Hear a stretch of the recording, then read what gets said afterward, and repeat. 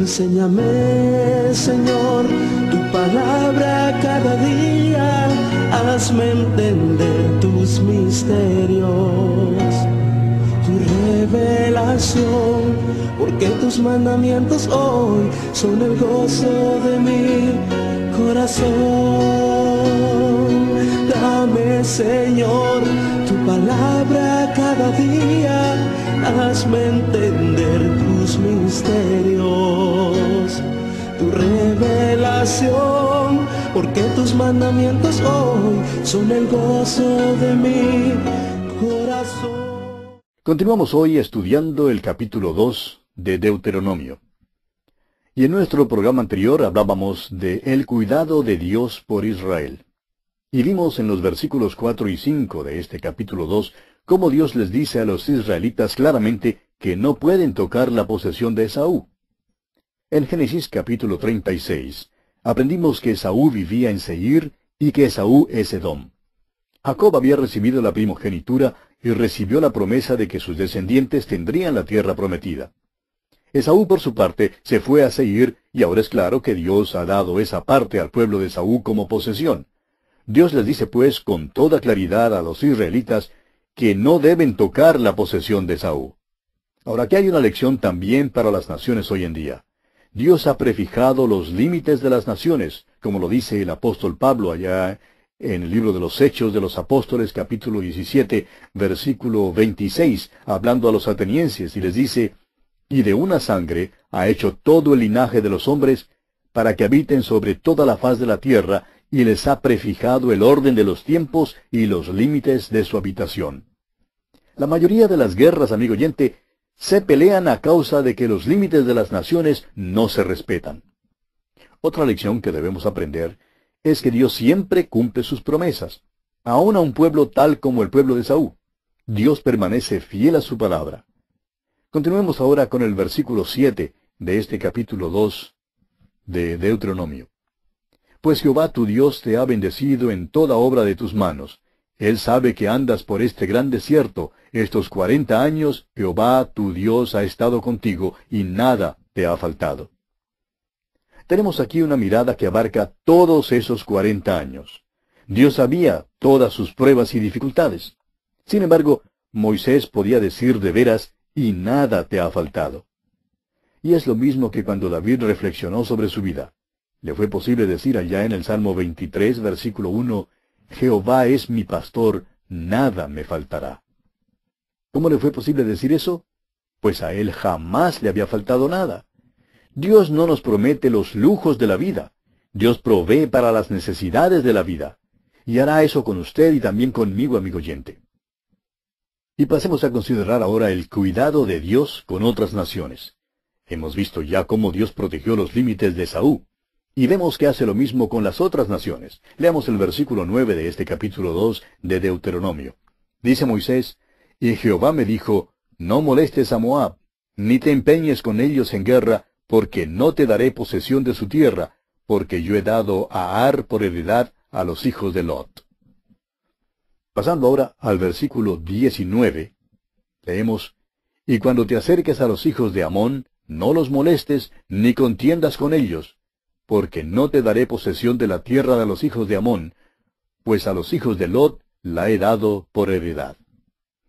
Los hijos de Israel afrontarán gigantes en la tierra, pero Dios les anima mostrándoles que para poder conquistar su tierra, Esaú también tuvo que destruir a los gigantes llamados Horeos, como lo vemos aquí en el versículo 22, donde dice, como hizo Jehová con los hijos de Esaú que habitaban en Seir, delante de los cuales destruyó a los Horeos, y ellos sucedieron a estos y habitaron en su lugar hasta hoy. Los hijos de Amón, para poder poseer su tierra, también tuvieron que conquistar a los gigantes, los cuales llamaban Somsomeos, como vemos aquí en el versículo 20, donde dice, por tierra de gigantes fue también ella tenida, habitaron en ella gigantes en otro tiempo, a los cuales los amonitas llamaban Somsomeos. En la actualidad todavía hay gigantes. De vez en cuando aparecen muchachos que miden casi 2 metros de altura. Al parecer, pues, había naciones enteras de gigantes en aquellas tierras. Veamos ahora la conquista de Transjordania. Leamos el versículo 24 de este capítulo 2 de Deuteronomio. Levantaos, salid y pasad el arroyo de Arnón. He aquí entregado en tu mano a Sehón, rey de Hesbón, a Amorreo y a su tierra. Comienza a tomar posesión de ella y entra en guerra con él.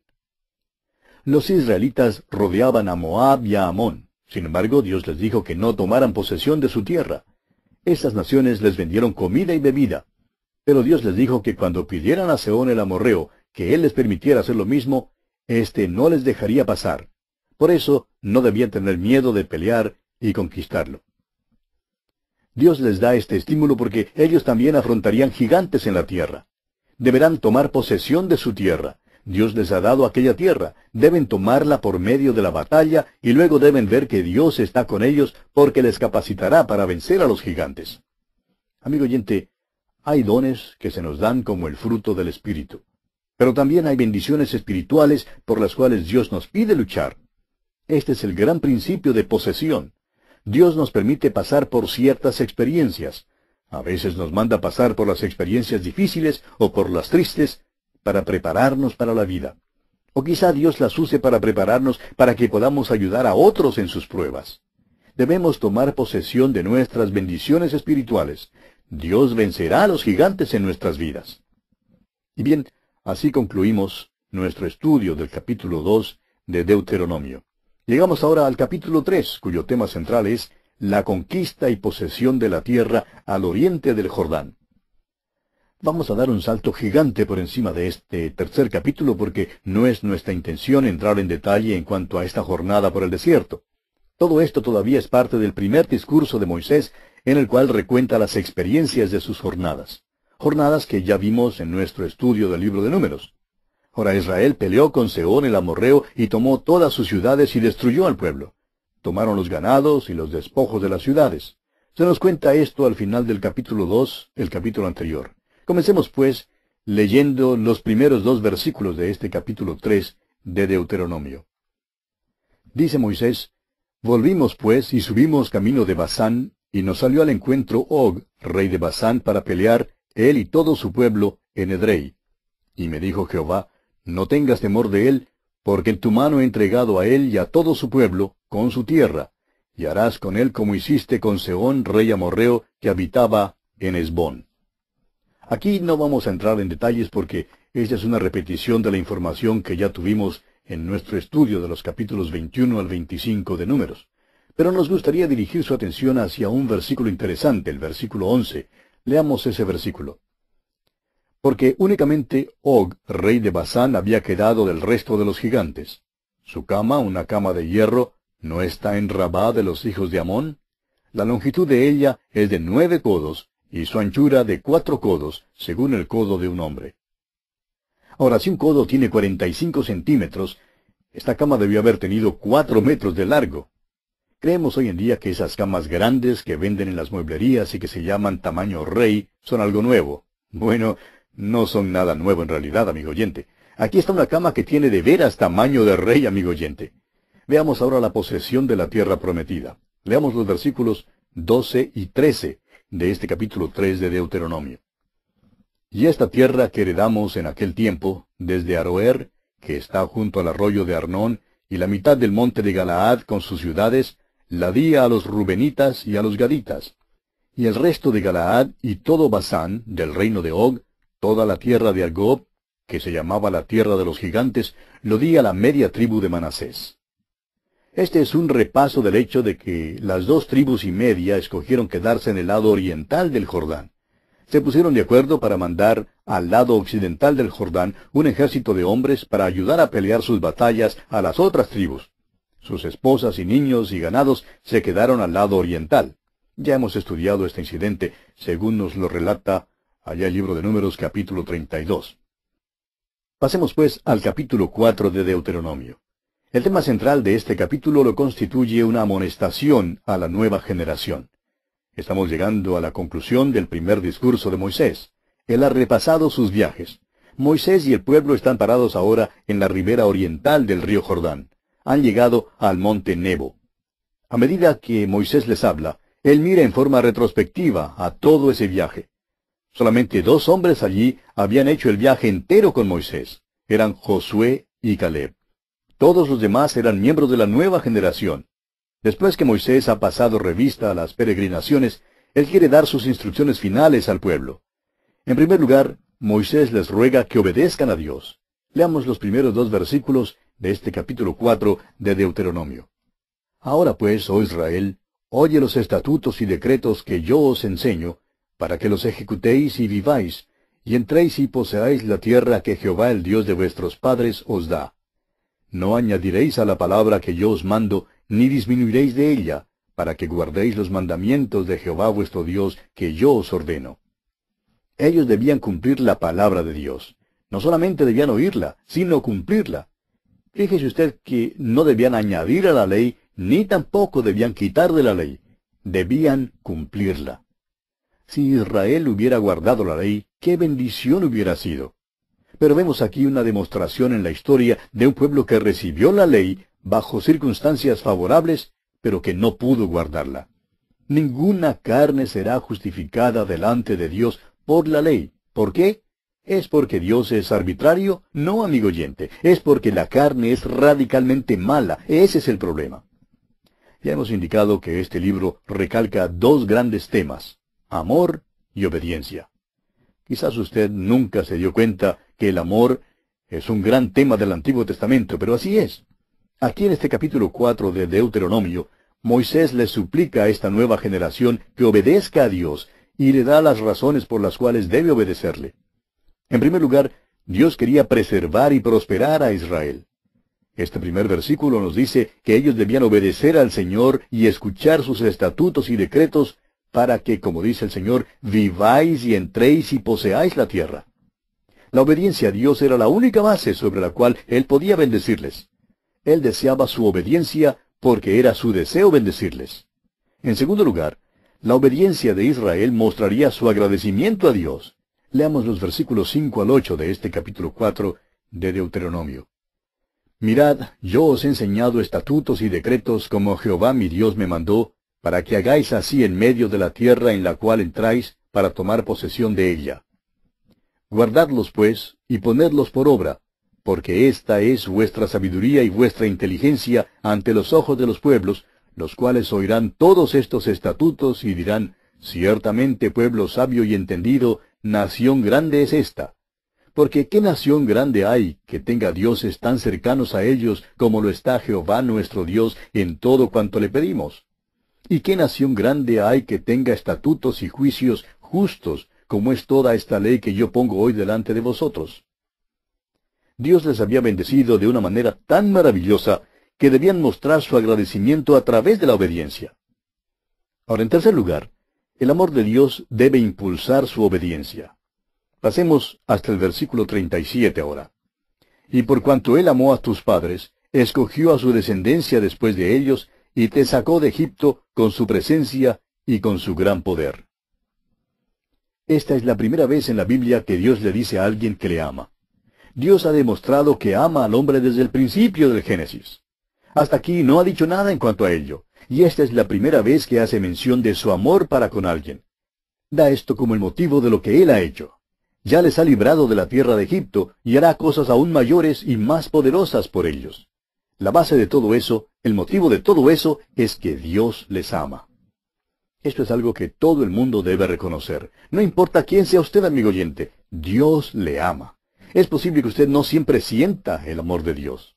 Nuestros pecados se constituyen en obstáculos entre Dios y nosotros, pero a pesar de nuestro pecado, Dios nos ama a usted y a mí, amigo oyente. Ha demostrado ese amor en la cruz de Cristo. Si usted viene a la cruz de Cristo, conocerá entonces el amor de Dios. Bien, en cuarto lugar, deben obedecer a Dios porque pertenecen a Él.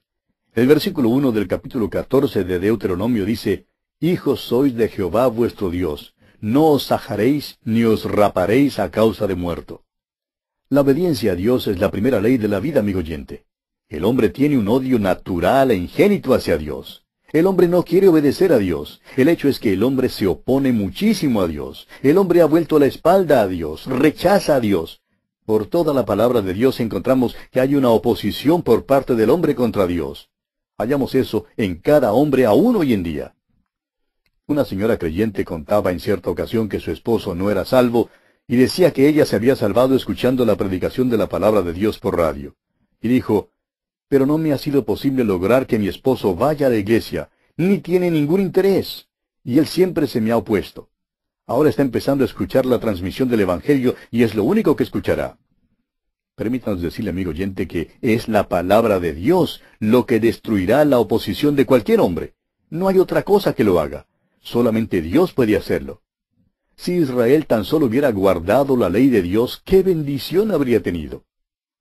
Veamos ahora los resultados de la obediencia y de la desobediencia. Volvamos al comienzo de este capítulo 4 de Deuteronomio y leamos los versículos 3 y 4. Vuestros ojos vieron lo que hizo Jehová con motivo de Baal Peor, que a todo hombre que fue en pos de Baal Peor destruyó Jehová tu Dios de en medio de ti. Mas vosotros que seguisteis a Jehová vuestro Dios, todos estáis vivos hoy. Sucedió que los miembros de esta generación conocieron el tiempo cuando Balaam fue llamado para maldecir a Israel y no le fue posible maldecirlo. El hecho es que solo le fue posible pronunciar bendiciones, pero hizo una sugerencia al rey Moab. Aconsejó al rey que aunque no podía maldecir al pueblo, el rey debiera dejar que su pueblo bajara para casarse con los hijos de Israel. Esto implantaría la adoración falsa entre ellos y luego Dios les juzgaría. Y esto es exactamente lo que pasó. Usted recordará que vimos esto allá en el capítulo 25 de Números. Esto debía servir de ejemplo a esta generación y también debe servir de ejemplo a nosotros. Hay una recompensa por su obediencia. Aquellos que sí siguieron al Señor vivían y entrarían en la tierra. Dios les recuerda de nuevo que la obediencia trae con ella la bendición. Continuemos con el versículo 5.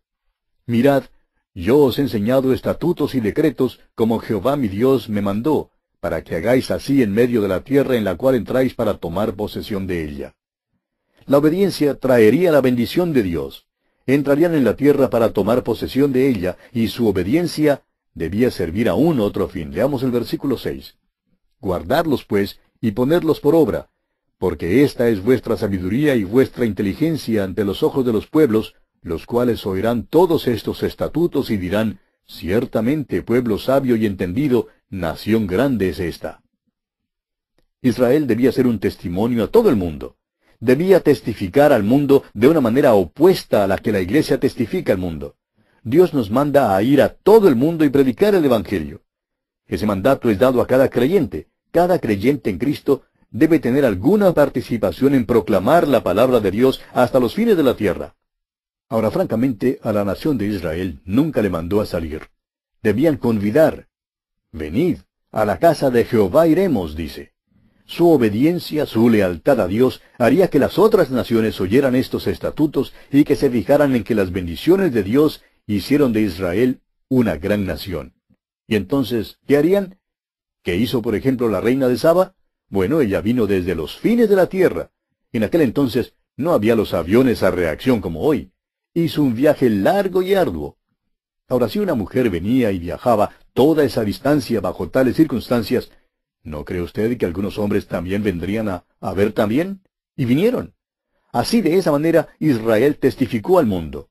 Esa es la razón por la cual Dios dijo que ellos deben obedecerle. Si le obedecían, Dios les bendeciría y serviría de testimonio a todas las naciones. Pero si no le obedecían y se apartaban del Señor, entonces Dios enviaría juicio sobre ellos. Leamos el versículo 9 ahora. Por tanto, guárdate y guarda tu alma con diligencia, para que no te olvides de las cosas que tus ojos han visto, ni se aparten de tu corazón todos los días de tu vida. Antes bien, las enseñarás a tus hijos y a los hijos de tus hijos. Dios dio a la nación de Israel la gran tarea de un ministerio de enseñanza. Debían obedecer a Dios y debían enseñar estas cosas a sus hijos y a sus nietos. Y vamos a pausar aquí por un momento, amigo oyente. La responsabilidad más grande de cualquier nación es la educación de sus jóvenes. Probablemente el fracaso más grande también de cualquier nación es la falta de educación. Mire, por ejemplo, a nuestros países hoy en día, en general, y bien puede ver usted el fracaso triste que hacen en este asunto de la educación. Ahora, no estamos culpando a las universidades ni a las escuelas. ¿Sabe usted dónde se encuentra el problema? Se encuentra allí mismo en el hogar. Dios les dice a los israelitas, quiero que enseñes a tus hijos y a tus nietos. La falta de enseñanza se debe a la mamá y al papá en el hogar. Esta fue la gran tarea que Dios dio a Israel. Amigo oyente, si usted trae a un niño a este mundo, usted es responsable por ese niño. Nuestro problema hoy en día no es el petróleo, ni la deuda externa, ni la decadente economía de nuestros países. Nuestro problema es el hogar. Dios hará responsables a los divorciados hoy en día por esos hijos abandonados a su suerte, aquellos que nunca conocieron la instrucción, ni el amor, ni el interés, ni la comunicación de los padres. ¿Qué responsabilidad es esta? Dios lo expone con toda claridad a Israel. Cuando la nación fracasó, fracasó en el hogar, y Dios la juzgó por eso. Veamos ahora que este es también un capítulo rico. Pasemos al versículo 12 de este capítulo 4 de Deuteronomio. Y habló Jehová con vosotros de en medio del fuego, oísteis la voz de sus palabras, mas a excepción de oír la voz, ninguna figura visteis. El Señor Jesús declaró con toda claridad lo siguiente. Usted recordará ya en el capítulo 4 de San Juan, versículo 24, Dios es espíritu, y los que le adoran, en espíritu y en verdad es necesario que adoren. No debían tener ninguna figura de Dios en ninguna manera. El Señor Jesús se hizo hombre, pero la Biblia no nos da ninguna descripción de él. Ahora, amigo oyente, tenemos que decirle que no nos gustan en realidad los cuadros de Jesús. Sabemos que hay muchos que creen que un cuadro de Jesús les ayuda a adorarle. Pero permítanos decirle lo que dijo un viejo comentarista escocés. Él dijo, los hombres nunca, nunca pintan un cuadro de Jesús, sino hasta cuando han perdido la presencia de Él en sus corazones. Amigo oyente, necesitamos tenerlo en nuestros corazones hoy en día, y no en color, en un cuadro. Estas son grandes verdades que Dios nos da en este capítulo, y a propósito, son verdades eternas. Las instrucciones que fueron dadas a Israel en aquel entonces son grandes principios que nosotros debemos guardar en el día de hoy. La verdad, amigo oyente, es eterna. Y aquí vamos a detenernos porque nuestro tiempo ya tocó a su fin. Continuaremos la consideración de este capítulo 4 de Deuteronomio en nuestro próximo estudio. Enséñame, Señor, tu palabra cada día, hazme entender tus misterios, tu revelación, porque tus mandamientos hoy son el gozo de mi corazón. Dame, Señor, tu palabra cada día, hazme entender tus misterios, tu revelación, porque tus mandamientos hoy son el gozo de mi corazón.